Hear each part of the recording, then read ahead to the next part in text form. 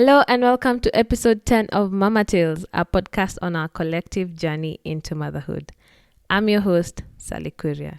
A quick disclaimer before we continue on with this episode. So there's a very angry dog outside. I've been waiting for it to chill before I record this part of the podcast, but I cannot wait any longer. I need to go to bed. So it might pop in here and there. Hopefully it doesn't ruin anything. So let's just go with the flow. I also don't have that much to talk about this week other than celebrating the fact that the sun is finally back. You know, it's so crazy how our moods are affected by the weather. Well, at least mine is. So I'm feeling a lot happier, a lot freer, and I'm taking some time to enjoy the sun. Like I'm walking outside and, just feeling that heat and also playing a lot with the baby outside. So that's really good. And I hope that you take some time to enjoy the sun. Well, that is before we start complaining that it's too hot, because ultimately that's exactly where we're headed. So let me introduce this week's mama. I met Edna late last year when they were moving into our neighborhood. And that time she was pregnant with a second child. Really nice and friendly. So it was really good to see her go through that. I think it must have been like the third trimester, and her baby Jasiri came through right around December. So one day, we'd been meeting a lot outside. So one day when we were sunbasking with our babies, I mentioned that I was starting this podcast, and she was really interested and elated to share her story here.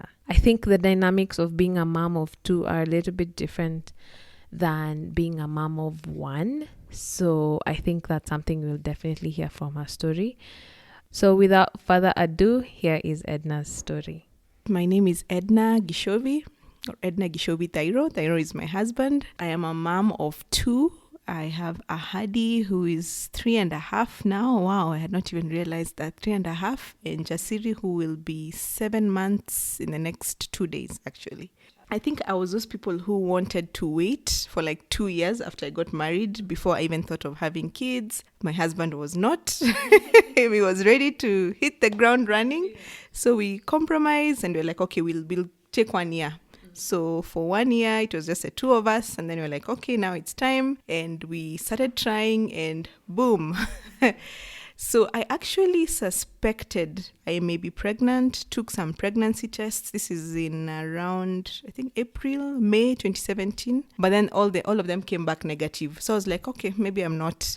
But I just didn't know. Then one time we had just moved to a new house, and it was kind of like a housewarming deal. We had my husband's family coming, and they're a large family, and everyone there is married with kids, so lots of people. And I was one who was doing all the cooking and everything. So it was a busy day. I was really tired at the end of it all. My feet were really aching, and I started feeling like I was sick, and I was cramping. And I'm like, okay, my period is extremely late, but I have never been regular, and I've always been extremely late, like 30, even 40 days late. And I'm like, oh, that has always been my just how my body works. So for 2 days, I felt that way, and I was like, okay, let me just go to hospital and see what's up, because I'm not feeling well. And I remember it was on a Sunday. We had hosted them on a Saturday. So the next day I was still not well the whole day. So I went to hospital, got this very interesting doctor who asked me lots of questions. And at that time, Yes, I'm the one who asked him, could you do a pregnancy test as one of the tests? Because he was like, you're not pregnant. And he was just very sure about it.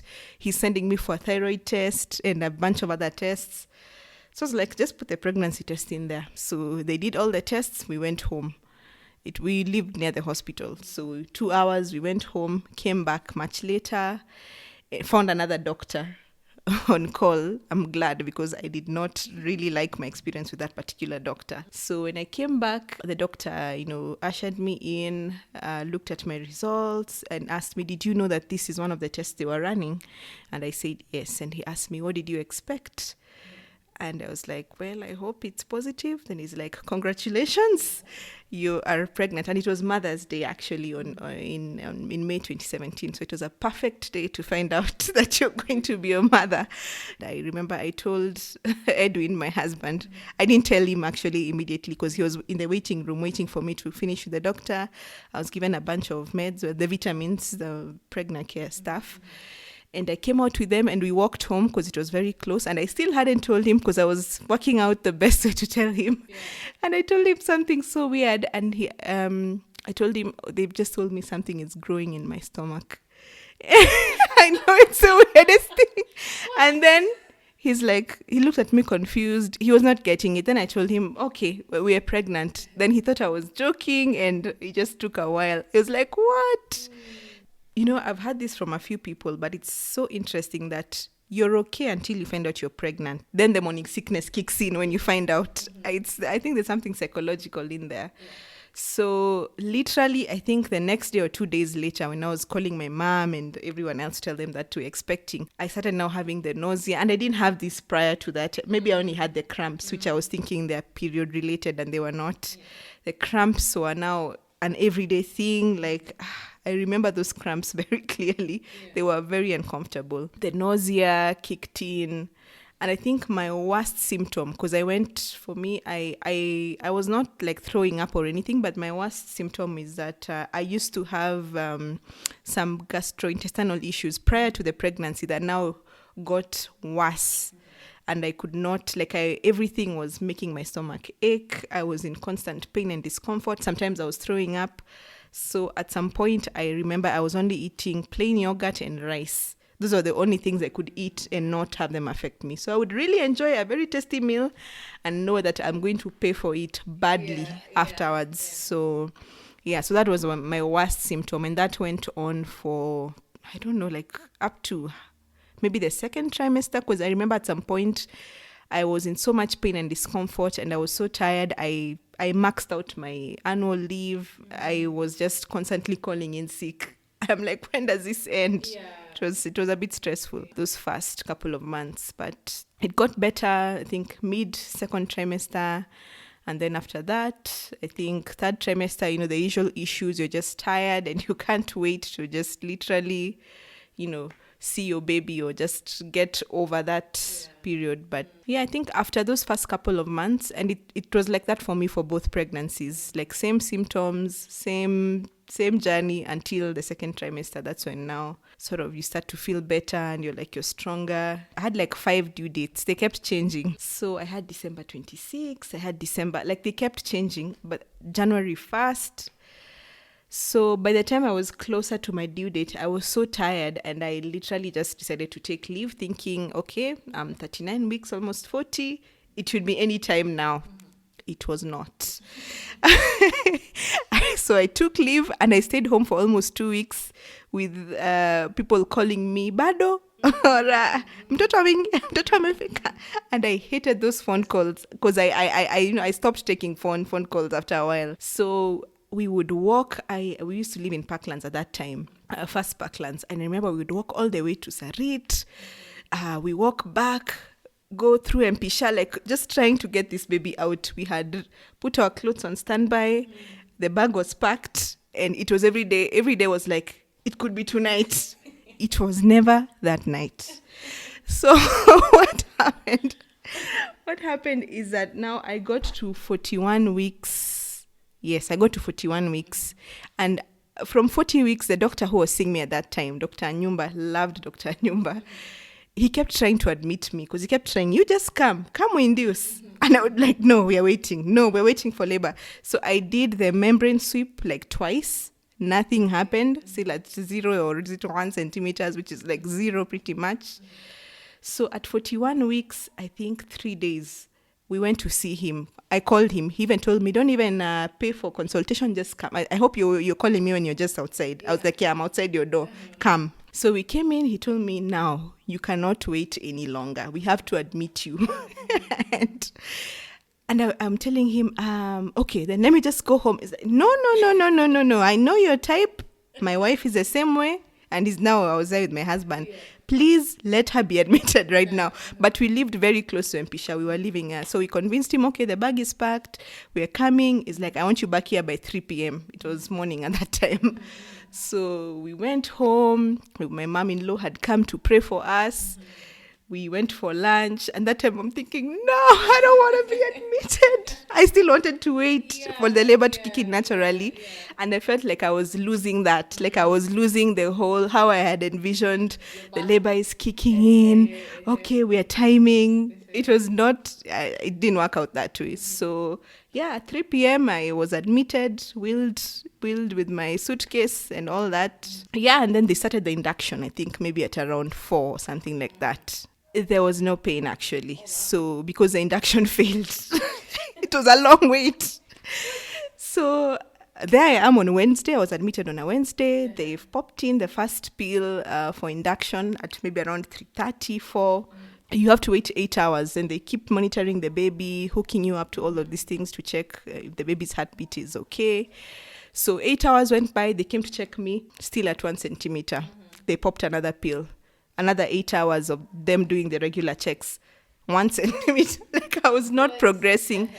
Third pill was popped in, and they only do 3 pills, by the way, before they say, okay, we need to think of plan B. So they got in the third pill, and now it was Thursday evening. So now I didn't go with my own doctor. For me, I was just I was being seen by whoever was on call then. So Dr. Nyumba now came in, was on call that evening. He came, he checked. He's like, you're at 2 centimeters. And he was so chirpy. And me that time, I'm like, hiya. I've been here since yesterday and it's Thursday evening and it's nothing. He's like, don't worry about it. He did another membrane sweep. It was extremely painful. And he's like, you should be good. You should be good. And now, of course, the nurse is there. She's saying, okay, we've given her 3 tablets. She's not progressing. They seemed to not be in agreement about something, so they left.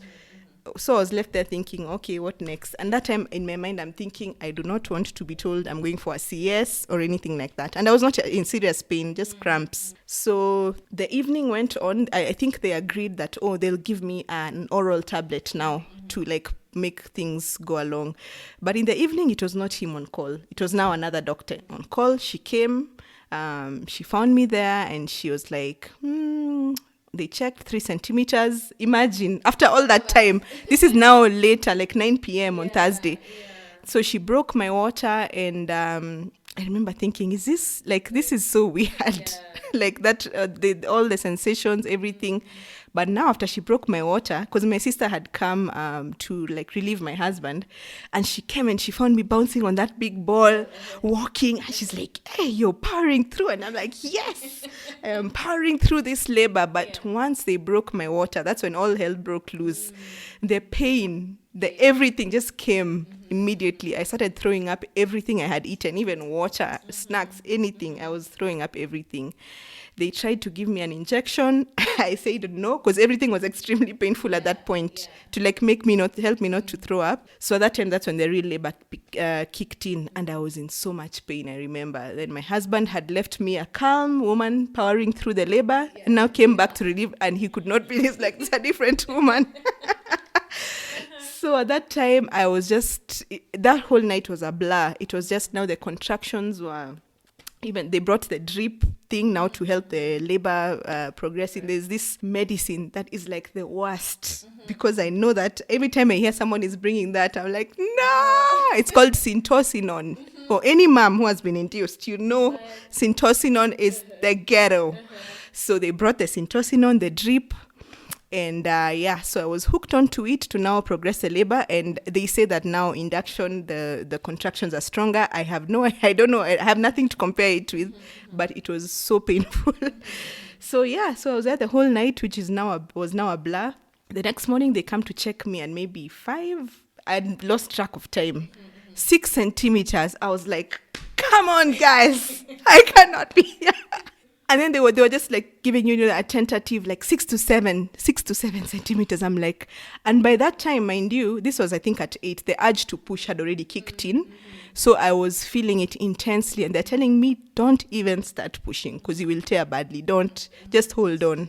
So I'm there with the contractions, the urge to push. I'm still throwing up. It was just a mess. It was a messy situation. So. Yeah, we progressed, I think at one. That's when I was like, okay, guys, I am going to push this baby out. And then now they came and checked. They're like, okay, you're at 9 centimeters, but there's something, there's a crowning. There's still a space that I'm like, guys, it's time. So they took me to the delivery room at 9 centimeters. They put me on the bed and they're like, okay, just wait a bit, bado. But they were just indulging me. I'm telling them, okay, it's now. They come, they check, bado. Then eventually then I told them, okay, now it's time. They came and checked. Okay, yes, it's time. And then they told me, okay, lie on the bed. This is how you need to start pushing. Don't be like, wah, with your mouth open. You know how they tell you to push like a dignified human being. And of course, there's no dignity at all at that point. Your dignity went out the window weeks ago by that time. So, by 1:40, I think it didn't take long. In fact, that was the easiest part of the entire process. And I used to think back then when I didn't know anything about childbearing, I used to think that was the worst thing. Yeah. But for me, that was the easiest part. Like, it took me 15 or 20 minutes and the baby was pushed out. And everything was gone. The pain, I'm like, hiya, it's just over, you know? It was so interesting. So there was our baby, and we were like, this is on Friday at 1:40, and I was admitted on Wednesday. So, but we were so grateful. Heartbeat was okay the whole time. You know, all our fears that maybe she would poop or, you know, go into distress, you know, God just kept her, and she was okay. She was just not in a hurry to come out. So from the get-go, we knew that we really wanted Kiswahili names for our babies. So we had a long running list of names, and we kept thinking, could it be this one? And then it's my husband who actually decided on that particular one, and he talked about God's promises and how it's something, you know, God's promises always come to pass, and to us this is one of them. So we decided on the name Ahadi. People tell you will not sleep, but you don't know how bad it is until the baby gets here. You're like, you know, I mean, I know I've stayed up before, but there's nothing that prepares you for the sleepless nights. So I think for me, it was the baptism by fire came on the second day, because I was in hospital for quite some time even after that. I think they wanted to monitor me, so they didn't release me. I was still there for 2 more days. The day I delivered and the next day I slept over at the hospital. So the day I delivered was relatively chill, but now the next day, wait, am I confusing? Yes, it's the next day, the Saturday evening, because I was discharged on Sunday. The baby did not sleep. I'm breastfeeding, I'm doing everything I thought you were supposed to be doing, and that went on until 3 a.m. And at 3 a.m. I was like, okay, I'm taking this baby to the nursery. Yeah. And you know, at that point, you don't know, like, you take your baby to the nursery and they're like, actually, you know, after you deliver your baby, you're supposed to stay with your baby. It's not like you take your baby to the nursery, then you go and chill. Yeah. No.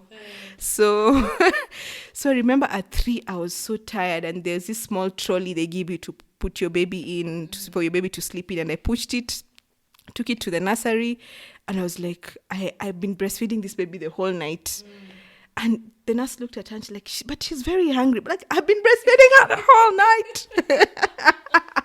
And she gave her like a few small sips of formula, and she just blacked out. And she told me, and then she gave the baby back. I'm like, I was actually bringing the baby here to sleep. And so I went back with the baby, and you know how it is when you've not slept for a long time. When you try to sleep, the sleep is not there. The sleep doesn't come as quickly. So it took me an hour to try to sleep. And by the time I was now trying to fall asleep, the baby woke up again. And I was like, come on. This cannot be my life now. Yeah. And the guys who change your bed sheets in the morning at 5 a.m. came and found me. And I told them I had not. Jalala. Oh, pole. Mpeleke wende ukaoge. So they took the baby. They used to wash the babies in the morning. And at least then I got some sleep. Yeah. Now came going home. So when you're discharged, you're like, you know, you guys are letting me go away with this baby. Like, I have no idea what I'm doing. So we took the baby home.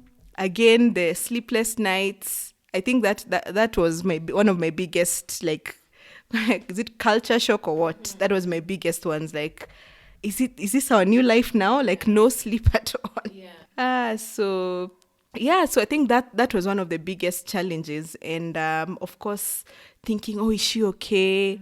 Is that a cough? Does she have a cold? You know, there's so many things you don't know. And most people forget about newborns. Because I remember I had read all of these things about what to expect And I knew that newborns have noisy breathing. But my sister came a week later and told me my baby has a cold. Mind you, she has 2 kids. Yeah. And now I got worried. But before that, I was not. I was like, no, this is a normal newborn thing. We took our baby to hospital. We're told this baby is not sick. But the doctor was very gracious. He's like, oh, you're first-time parents. It's okay. So, colic, we went through that as well. After 2 weeks, she just started crying at night. That was stressful. We would walk around the whole house, take turns holding her. You eat quickly while the other person is pacing around with a crying baby. Then now it's your turn. And nothing you do is, giving the baby any relief. And that felt like it went on forever. And people just keep throwing at you random remedies. Oh, try this medicine. Try these herbs. Try putting your baby in this position. I think none of that works. Oh, it works today and tomorrow it doesn't work. So it's just a time thing. That's what I tell all new moms now. Just, I'm sorry to tell you, but it might go on for a while. But just take care of yourself. Get as much support as you need. Yeah, some of these remedies may or may not work. And just do what works for you. For me, how people have this expectation of when you come back home, oh, your mom will be there. Well, my mom actually has a full-time job. My mom was not there, so it was just us. Yeah. And a new nanny who was fresh out of Form 4, who was also not it was just all of us were just green and fresh. And we were trying to figure things out together. Yeah. So, it was a bit stressful, but I think we tried as best as we could. And I used to be on Google literally all the time. All my search items were, is it normal for baby? Is it okay if, that's all my search items were started with that line. And I usually say I felt like I was taking a second master's degree in baby stuff, because I was up at night breastfeeding and reading, watching videos. So I was just consuming information and telling my husband as an expert, babies don't actually... when exclusively breastfed babies don't usually. So it's trying to sound like an expert, but of something that I learned last night. Yeah, so it was an interesting period. I think when I had my first baby, my mind completely shifted. I became I think having a baby completely changes you, and you can never go back to who you were. Because I even look at my photos of pre-baby when we were newly married, a few years ago, and I'm like, who is this? That's not me at all. The person I was then, my priorities, my thought processes, not me. And it's so interesting. When I had the baby, I was like, okay, this is my life now. I have dedicated my entire life to serving this baby. I will never do anything else again. That's how it felt, literally. Because I remember the day my husband went back to work from maternity leave, I was like, is he actually leaving us? I can't believe you're leaving us here. Yeah. And then, he looked like, he's meeting someone. I'm like, you're meeting someone for coffee. You actually have a life. He's joining BSF. I'm like, you're joining? That means you'll be gone one evening and a week. And it just seemed like I will never have my life back together again. This is now my entire life mission. But it's interesting, the 3 months elapsed. It's time to go back to work. And I think the best advice I was given is just start leaving the house before the time to go back to work gets around. And that was one of the best pieces of advice. So I started leaving. I would make sure I've pumped my milk, I've made everything is ready, and then I leave. Leave for 1 hour, leave for 2 hours, because I literally hadn't left the house, I think, for almost 2 months, apart from going for the jabs and all that. Once I remember the first time I went downstairs, we used to live on the first top floor, to M-Pesa. But that was the first time I left the house, going to an M-Pesa shop. And I was like... outside, it was just, everything was so fresh and so new. I hadn't been outside in so long.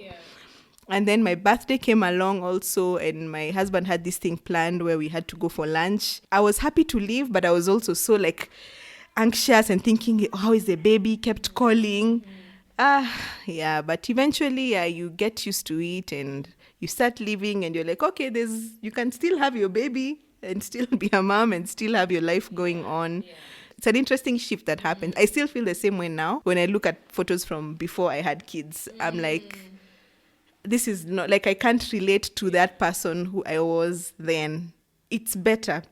I just look back to that person, and it's not bad. I mean, that's who I was. That's the season I was in, and I was like, man, like my concerns back then was so trivial, and right now, I mean, the things the things that concern me, the things that I think about, and I'm like, yeah, this is what's important in life. Yeah.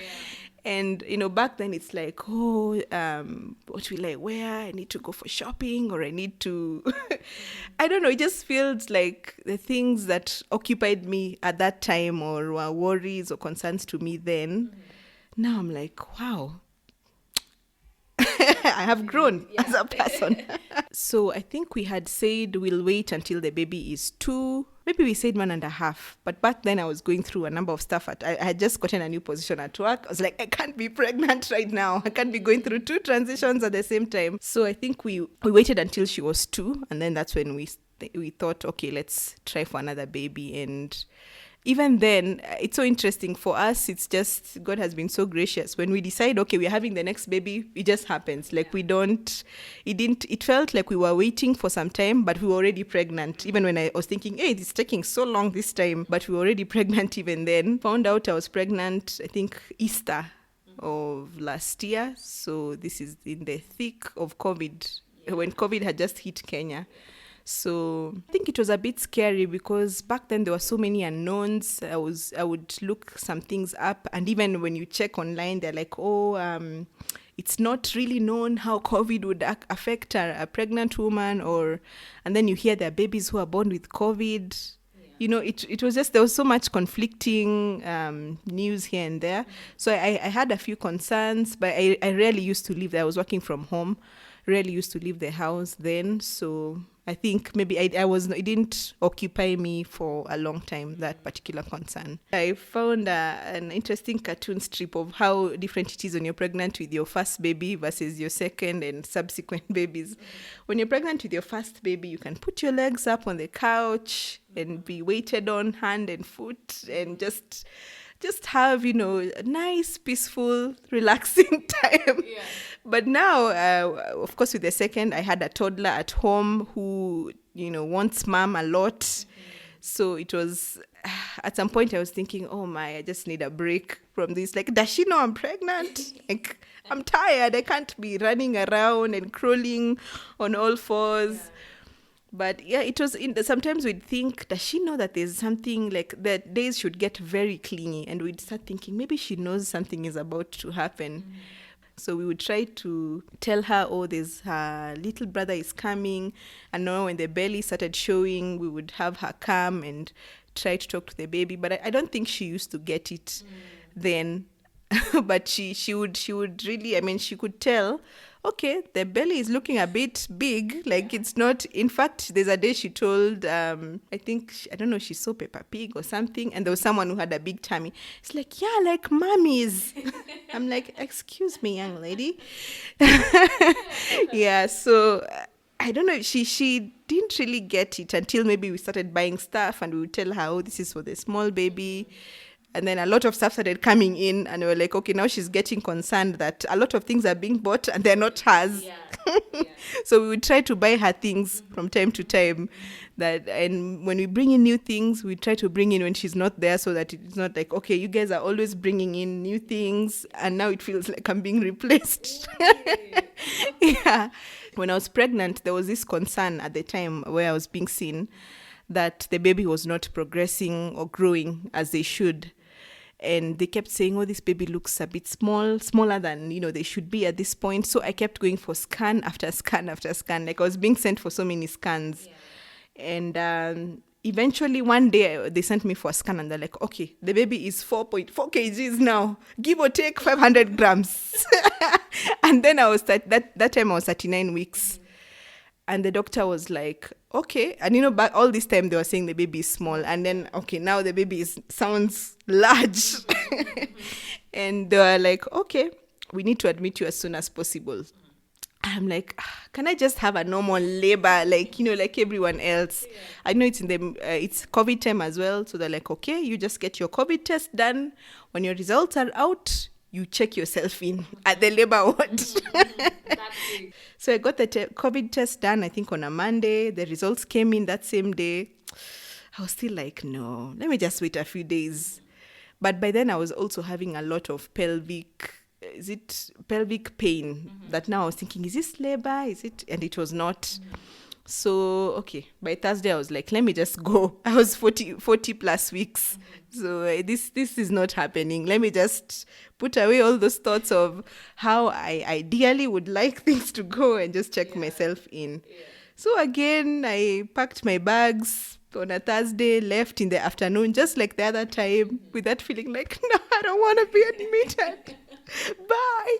Like I'm driving off this compound thinking, the last time I'm a mother of one, like this is it now. Like when I come back, life will be different. So went, got admitted, got the pill again now I think they took quite some time because I got it at 8 p.m. Same thing, waited the whole night. The next day, still nothing much. They popped in the second one in the morning and I was just thinking, I can't do this again. I'm seeing this is just going in the same direction the other one went. But then some cramps started coming in maybe at around 10 a.m. the next day. This is now Friday. And they intensified. So my husband had gone home for the night. So by the time he came back, it was now like the labor had kicked in, according to how I was feeling. So that time I'm thinking, okay, now this is it. I'm trying now to do all I know, to do the breathing, bouncing on the ball, all that, walking. But now there was a long period, a few hours between now 10 and I think 2 p.m. when they came to check me. And by that time I was in serious pain, thinking, okay, by now I might be like maybe 7. They came and checked me and I was at 3 centimeters and I was like, no. By the way, I just broke down and I started wailing like a baby. And I was like, I am not doing this again. And I started praying and I was like, God, I can't do this again.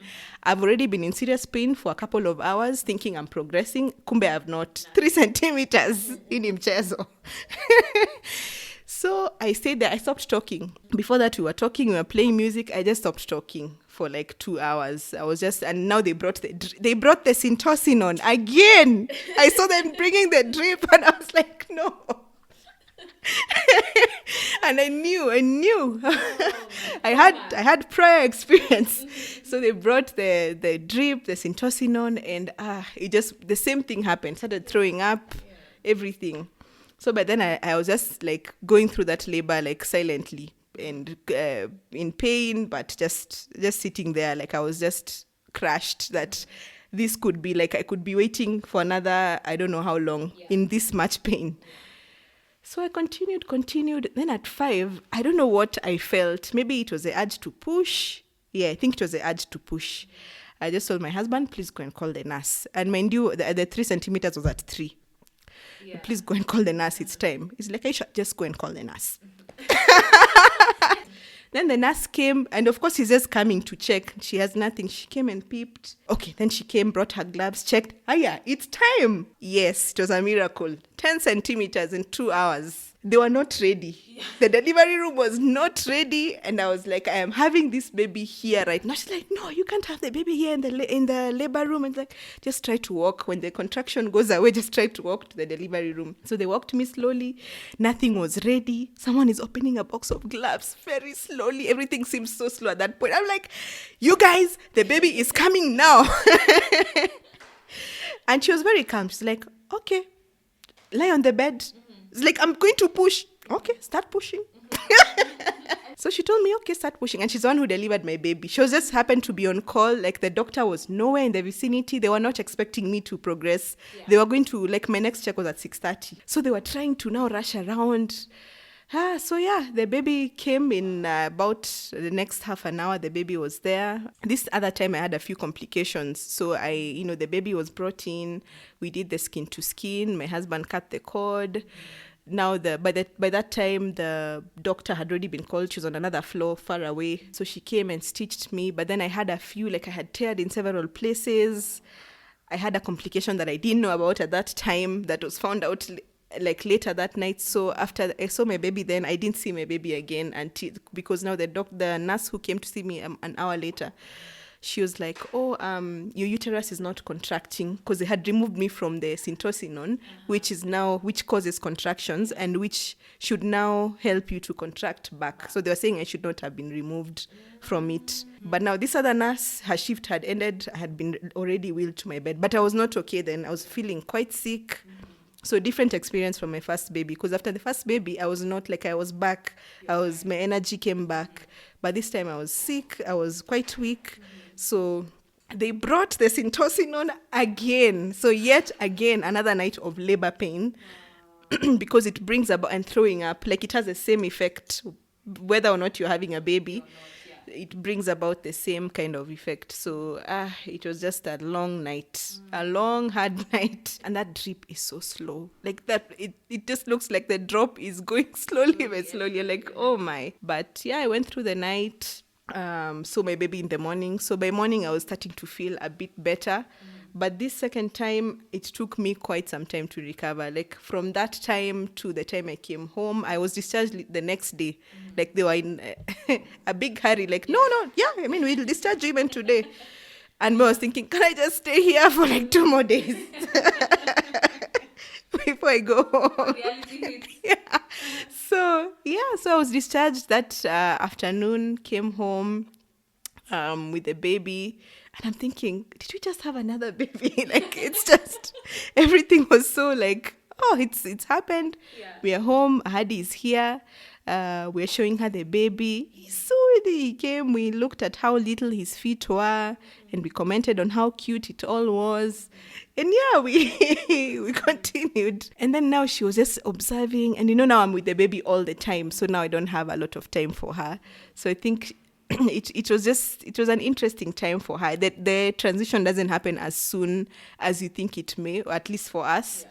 So our second baby, Jasiri, now came in, and now we were trying to observe whether Hadi has changed in any way. No, she just seemed to be going about her regular life. Mm-hmm. But of course, she would be concerned. After a while, now she started thinking, okay, this baby is being carried all the time. So now she also wants to be carried. Now she also wants to be babied. So, but she was also very interested in, okay, what is he doing now? And now we were trying to explain to her, this is the same baby that was in mommy's tummy. Yeah. And now the baby is here. He's called Jasiri. It's your brother. So there was a lot of explaining. Yeah, but it's a long period of different transitions. Today, they're okay. For a few weeks, they want to be babied, and you just indulge them. The dad, of course, is the one doing all the carrying and playing and all that. But yeah, it's been interesting. Now it's a part of our life. In fact, when we go somewhere, she asks, "Where is the baby for here?" She asks that because now she expects that everyone has a small baby at their home, a small brother like her. Mm-hmm. Yeah, so now Jasiri is part of her life. She is very attached to him. Now he's eating, and she usually says, I want him next to me. So we have to push his feeding chair next to hers. Yeah. When she's eating, she wants to feed him. When he came, she wanted to bathe him. So it's an interesting transition that happens. But also, one thing that happened this time is that your older baby suddenly now looks like a giant in your eyes. And I've asked several moms this, this is a common experience that you're like, this is such a big baby. Like, this is not a baby anymore. In fact, this is the baby. Like, they just literally grow up overnight, and they're like, the day before when I was at home with her, she was still my baby. Like, I was literally carrying her when I was 9 months pregnant, because she would still sit on my lap. I would still carry her. But after that, it would feel so strange carrying her, because now I had this other baby. So there's also like a shift that goes on in the mom's mind, because my husband was not experiencing this. I found a whole article explaining all this. And I was like, yeah, this is exactly how I feel. There's just something, there's a shift that happens. And I think it's the mom who is experiencing it more than the dad. I think it takes, there's an imbalance. Like, I don't see that, the baby comes in and then now you're a family of 4 and you're good. It takes time. Like, now you have a new person in the family who you're getting to know. Like, this is a new person and a new setup for all of you. You're a family of 3 before, and now you're a family of 4. And this person has never been in your life before. So we are all getting to know each other. And we're also getting to know each other again as a family of 4. I don't know if I'm yeah, you're getting to know your older child in a new way now as an your husband as a dad of 2, yourself as a mom of 2. So there's a lot of, I think, transitions that are happening at the same time. Some that you may never even like think about, like some are very, very nuanced, but there's a lot of things happening, even for the nanny. Because now, if it's the same nanny, she was used to handling, only one kid. Now there's another kid. The mom has more needs. There's a lot happening. Yeah. Our biggest challenge back then was that, of course, now we have a newborn, and this one was not sleeping from day one. At least Hadi gave us 2 weeks before the colic kicked in. This one we were like, okay, we tried to look at the definition of colic. They said it kicks in 2 or 3 weeks. This one was crying from day one.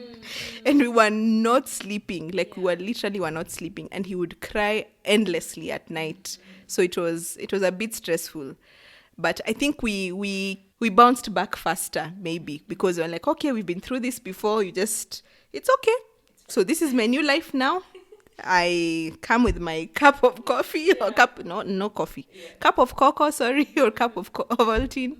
And I'll just set up my phone. Okay, I'll just be watching videos, learning things, entertaining myself.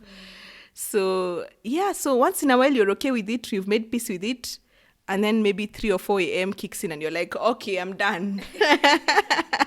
So in the first hours of the night, it's not so bad. But as the night progresses and you're not sleeping, and the sun would rise, we'd literally like, oh, our curtains are orange and you can really see when they're like, oh, it's morning. And we are all here. We've not slept. And would Hadi be disrupted as well? Or No, she would sleep through it. But then again, she also started her own waking up at night after a while. So we don't know if it was the new baby thing. We were also trying to train her to drop the nighttime diaper. Not a good time. So we had a lot of transition going. Because we're like, okay, we're already waking up at night. So we can as well start this new. So now she's also started waking up at night a lot. So now when we're just coming out of this crazy newborn, no sleeping time, now she's the one keeping us up. So it was we had like a crazy period there of just not sleeping. For me, I remember with both Hadi and this second one, when it gets to 6 p.m., I would start feeling a bit stressed, like knowing that, okay, the night is here. The crying, the staying up. But this second time, I think I would know, like, okay, this is a better time will come. Like, I had that hope. I've done this before. I can do this again. And again, people would tell you, oh, we're so sorry. We've had, my bro would call, we've had you guys are not sleeping. Like, yeah, we have a newborn. I think that was the biggest challenge then. Now, I think things have pretty much stabilized. We kind of have a routine going on. Back then, even thinking about a routine, like everything was all over the place. Yeah. Since COVID kicked in, the routine went out the window. Hadi still here at 9 p.m. and still walking around. We have not finished eating.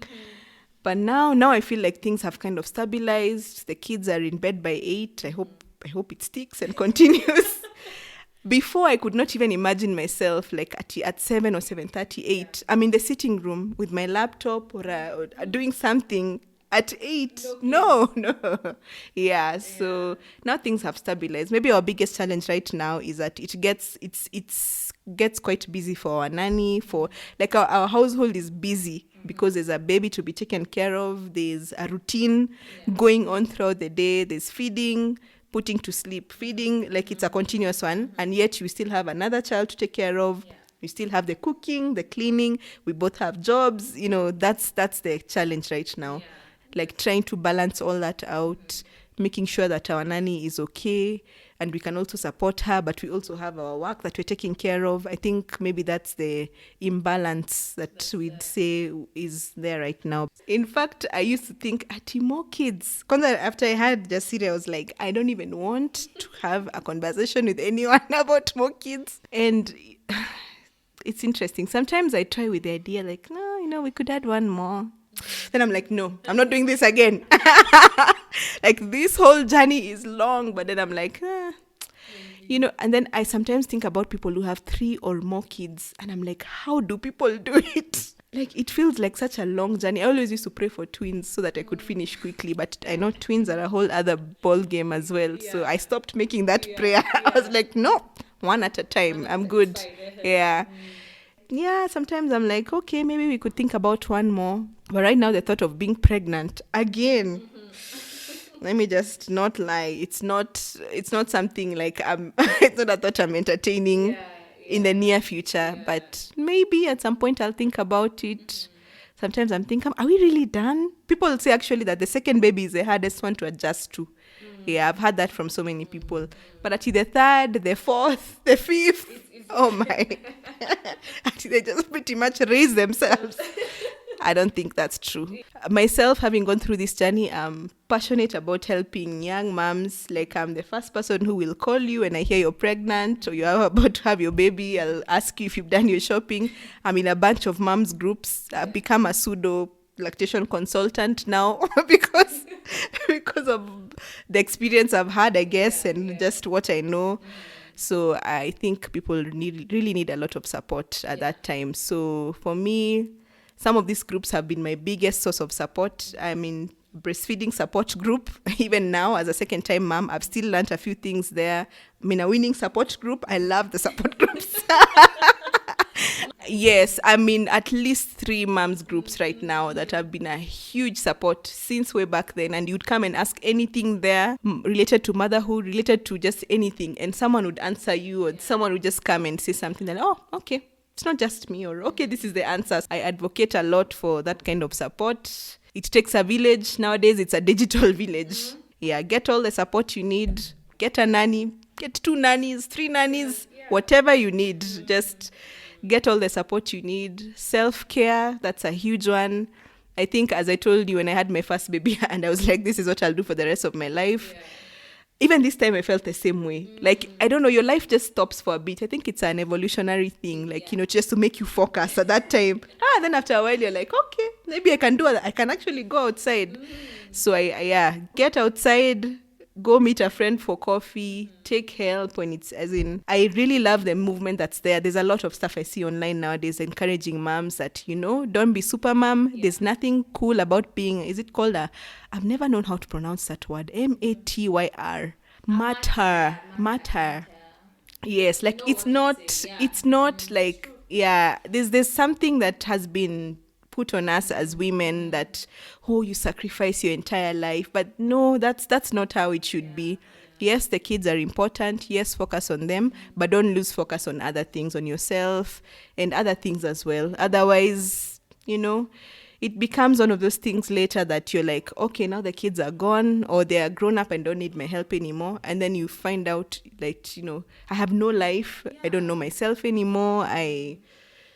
So for me, I don't want to find myself there. So I'm trying to be more intentional now about that. Like, it doesn't make you less of a mom to accept help or to let someone else do it. Like, I can tell you for some days there when our nanny started handling the second born, there are days when I literally had to ask every day, did he poop today? Did he? Because I was not the one changing that. I was back at work then.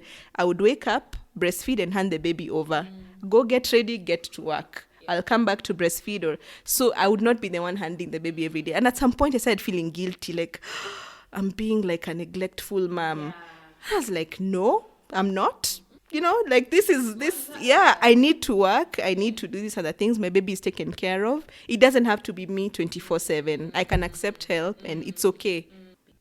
That was such an amazing recording session. She is the first mom that I've recorded with live, you know, with the pandemic and everything, plus also just the logistics around finding time together with people and recording stories. It was really nice to just have a pop down and we could have this session together. And one thing I would say is that after Jasiri was born, her second born, we would meet each other outside. And as you can hear from her story, these guys barely slept. Like, for the longest time, they really were not sleeping. And I could hear the baby wailing, So, but the crazy thing that I used to comment a lot of the time is that they did not look tired at all. Like Edna always had a smile on her face. Edwin was just cheaper and cool.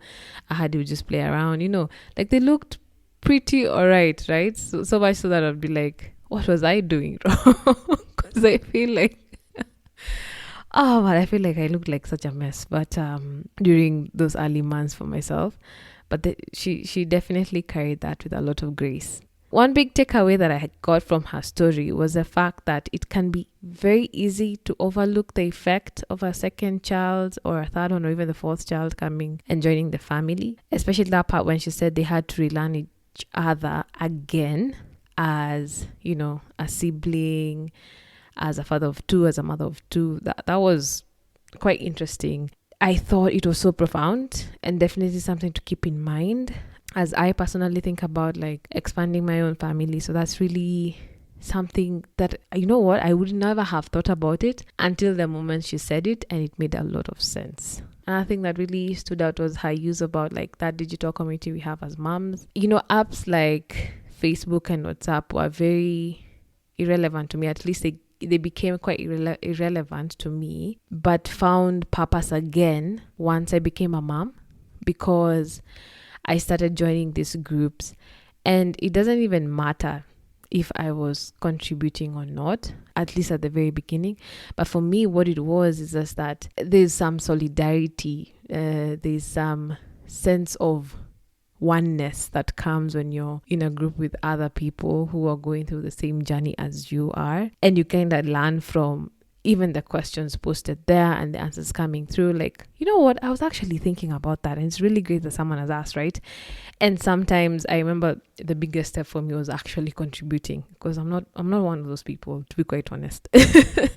I'm one of those guys who lack the corner, not really engaging or doing anything. So, but when I found myself doing that, I was just like, what, because I do believe in the power of this digital community that exists. And it doesn't mean to say that everything that happens online in these digital communities is great or supportive. No, because, still we are human and we have our faults. It's never really perfect. But there's some essence of learning that can appear there. Even when it's not baby related, someone is out there to help you out. Okay, so that's it for this episode. I will end this recording here. Thank you so much for listening to this.